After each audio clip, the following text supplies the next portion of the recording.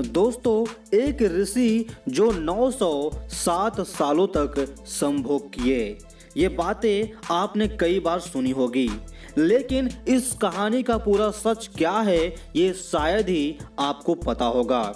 तो आज के इस वीडियो में हम आपको एक ऋषि की 907 साल तक संभोग करने की सच्ची कहानी बताने जा रहे हैं। वीडियो को आप एंड तक जरूर देखिए, क्योंकि ये कहानी लास्ट में बहुत ही अजीब मोड़ लेने वाली है। तो दोस्तों, आइए इस वीडियो को हम स्टार्ट करते हैं। दोस्तों, हमारा देश पौराणिक समय से ही ऋषियों महर्षियों की तपस्थली रहा है। हिंदू धर्म ग्रंथों में कई ऐसे ऋषियों महर्षियों का वर्णन मिलता है जिन्होंने अपने तपोबल से मानव जाति के कल्याण के लिए कई तरह के काम किए। तो वहीं कई ऐसे भी ऋषि हुए जिनकी शक्ति से देवराज इंद्र को भी डर सताने लगता था कि कहीं उनसे देवराज की पदवी उनसे कोई छीन ना ले। इसी कारण उन्हें जिस किसी भी ऋषि की तपस्या से भय लगने लगता, उनकी तपस्या भंग करने के उद्देश्य से वो स्वर्ग की अप्सरा को पृथ्वी लोक भेज देते थे। दोस्तों, ऋषि अप्सरा के रूप और यौवन को देखकर मोहित हो जाते थे। आज के इस वीडियो में हम आपको एक ऐसे ही ऋषि की कथा बताने जा रहे हैं जिन्होंने करीब 1000 वर्षों तक एक अप्सरा के साथ भोग विलास किया। तो आइए जानते हैं ऋषि कंडू के 907 साल संभोग करने का रहस्य। दोस्तों, इस कथा के अनुसार पौराणिक काल में महान ऋषि कंडू हुआ करते थे, जिनका आश्रम गोमती नदी के तट पर था। एक बार की बात है, ऋषि कंडू ने घोर तपस्या करना शुरू किया। वो तपस्या में इतने लीन हो गए कि उन्हें किसी भी चीज का आभास नहीं होता था।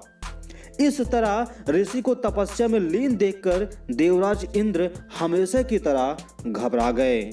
उन्हें यह डर सताने लगा कि कहीं ऋषि कंडू उनका स्वर्ग का सिंहासन छीन ना लें।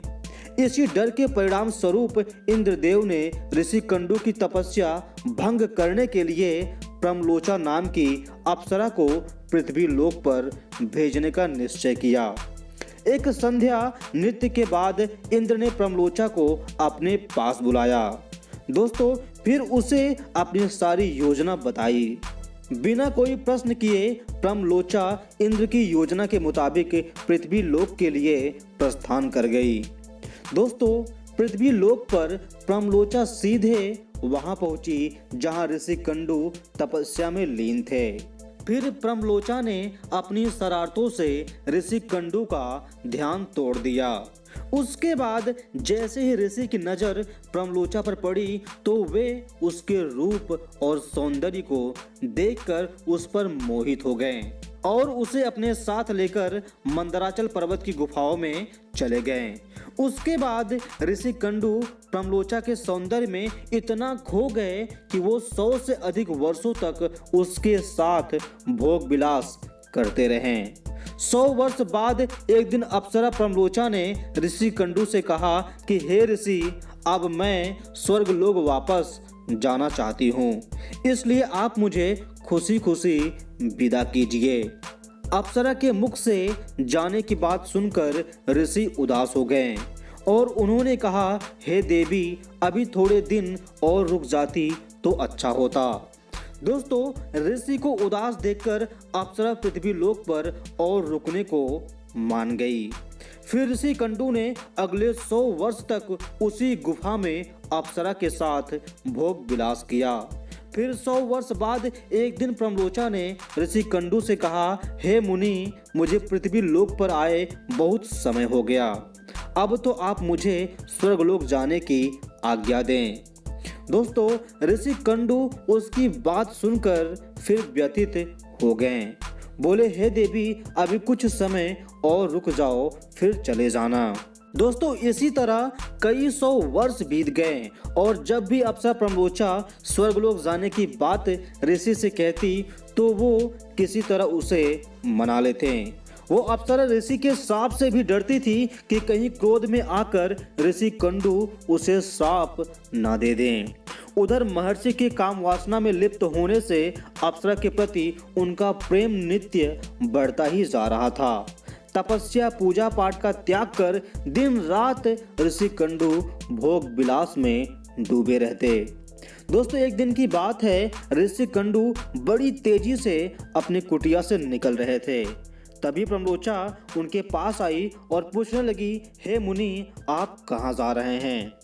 तब ऋषि कंडू ने कहा कि हे भद्रे, दिन अस्त हो चुका है, अतः मैं संध्या उपासना करने जा रहा हूँ। अगर ऐसा नहीं किया तो मेरा धर्म नष्ट हो जाएगा। दोस्तों, यह सुनकर प्रमलोचा मुस्कुराए बिना न रह सकी और बोली, हे सब वेदों के ज्ञाता, इतने वर्षों में क्या आज पहली बार सूर्यास्त हुआ है? जो संध्या वंदना नहीं करेंगे तो आपका धर्म नष्ट हो जाएगा। मैं तो आपसे जब से मिली हूँ तब से आपने कभी संध्या वंदना नहीं किया है। दोस्तों, इस प्रकार के वचन सुनकर ऋषि कंडू बोले, हे भद्रे, नदी के इस सुंदर तट पर आज सवेरे ही तो तुम आई हो। मुझे भली भांत स्मरण है, मैंने आज ही तुमको अपने आश्रम में प्रवेश करते देखा था। अतः अब दिन के समाप्त होने पर संध्या काल हुआ है। मुझे तो लगता है कि तुम मेरा उपहास कर रही हो। दोस्तों, तब प्रमलोचा ने ऋषि से कहा कि हे ब्राह्मण श्रेष्ठ, आपका यह कथन सत्य है कि आपके आश्रम में मैं सवेरे आई हूँ, परंतु आज नहीं। जिस सुबह मैं यहाँ से आई थी उस समय को तो कई वर्ष बीत चुके हैं। दोस्तों, यह सुनकर महर्षि कंडू घबरा गए और बोले कि हे सुंदरी, मुझे सही सही बताओ, मुझे तेरे साथ रमण करते कितना समय बीत चुका है?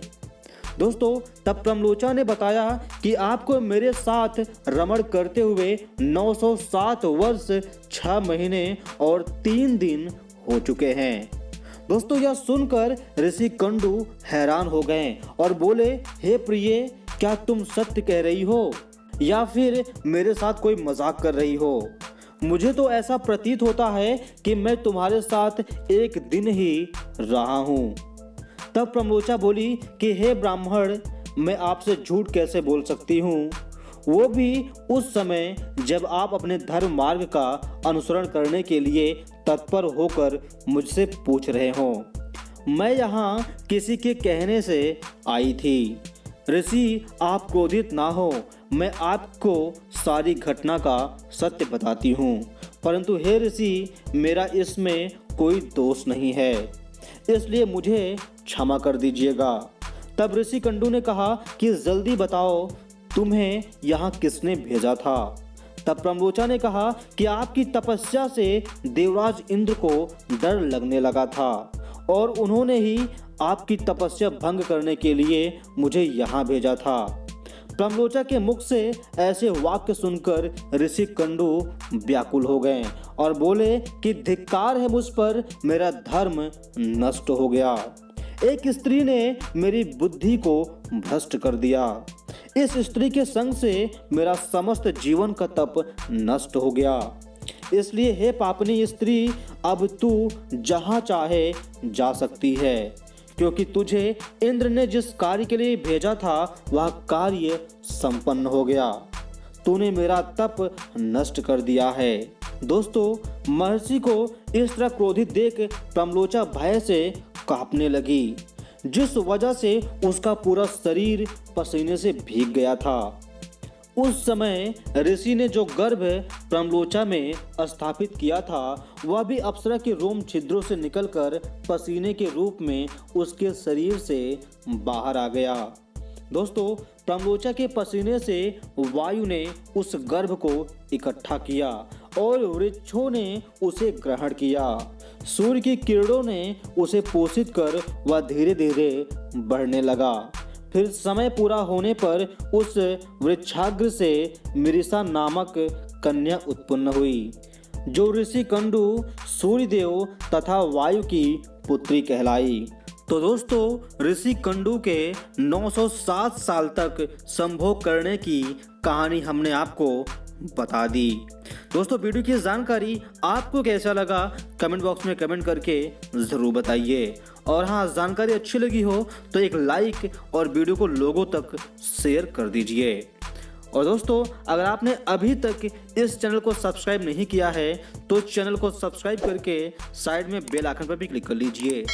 बाकी दोस्तों नेक्स्ट वीडियो मिलते हैं नेक्स्ट टॉपिक के साथ। बाकी तब तक के लिए आप सभी का अपना कीमती समय देने के लिए बहुत बहुत धन्यवाद।